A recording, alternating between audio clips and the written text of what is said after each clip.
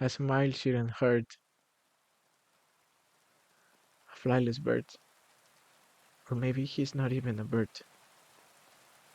Because he hasn't looked in the mirror for a long time. He wants to fly with the flock. But he never learned how. He doesn't know if he's still a bird. He no longer knows what he is. That's what hurts him the most.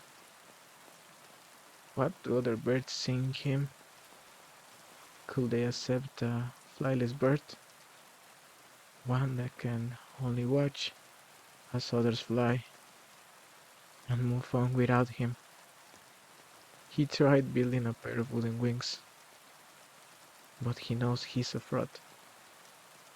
He thinks maybe I should just give up. He doesn't know when he decided to be a bird. What was he before this? Who was he before trying to fly like the others?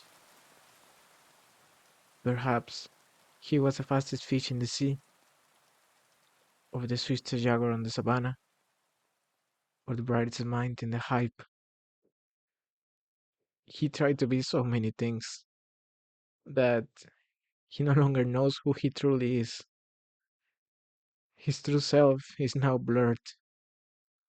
No one has seen his heart.